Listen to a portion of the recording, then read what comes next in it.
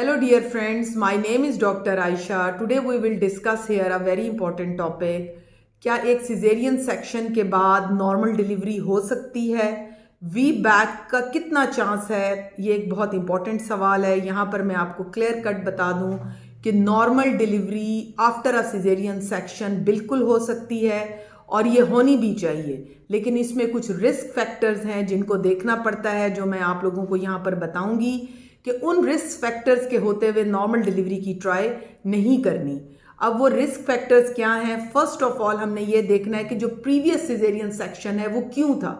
If a previous section था कि जी उसको बच्चा उल्टा था, ब्रीक प्रेजेंटेशन थी उसकी और इसलिए हुआ, यानी कि हेड उसका अप था और जो बॉडी उसकी है वो डाउन थी और इसलिए उसका सिजेरियन सेक्शन हुआ, तो नेचुरली इस दफ़ा आप उसको नॉर्मल ट्रायल दे सकते हैं।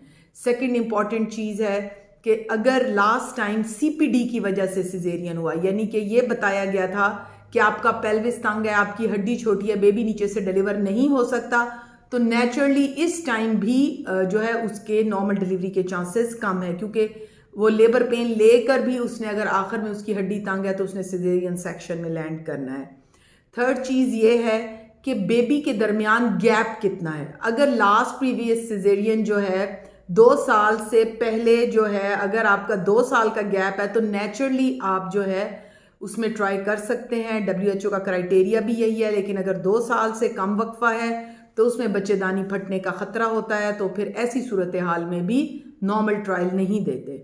उसके बाद सबसे इंपॉर्टेंट चीज़ है बेबी का वजन, बेबी वेट कितना है। If it is more than 3.5 kg तो ये एक गुड साइज बेबीज़ में आता है। ऐसे बच्चे बहुत मुश्किल है कि वो नीचे से डिलीवर हो आफ्टर जो है सेक्शन, जिनका पहले सिजेरियन हो, नेचुरली इतना बड़ा बेबी उसको मे बी आखिर में जाके फॉरसेप्स या वैक्यूम लगाना पड़े, तो उससे बेटर है कि उसमें भी बच्चेदानी फटने का खतरा होता है, तो फिर हम ऐसे पेशेंट्स को कहते हैं कि गुड साइज बेबी आप ट्रायल ना लें।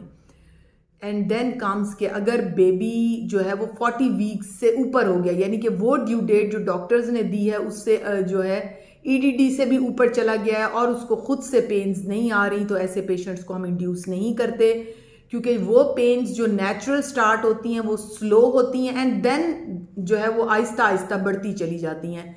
लेकिन वो पेन्स जो हम खुद से विद टैबलेट्स या विद ड्रिप स्टार्ट करते हैं वो बहुत तेज़ होती हैं, उनकी इंटेंसिटी बहुत ज़्यादा होती है और मे बी पेशेंट उसको टॉलरेट ना कर सके, तो वो बाज़ औक़ात में खुद ही कह देते हैं कि हम डॉक्टर साहिबा जो है हम ट्रायल नहीं लेना चाहते, आप सिजेरियन कर दें।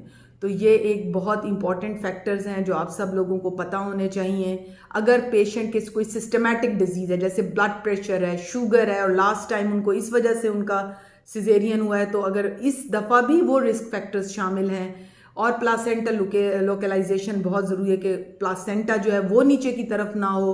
अगर ये सारे रिस्क फैक्टर्स उनके नहीं हैं तो फिर पेशेंट्स को नेचुरली ट्रायल दिया जा सकता है और पेशेंट बहुत अच्छा डिलीवर भी होते हैं। Thank you very much. Stay blessed, stay safe. अल्लाह हाफिज़।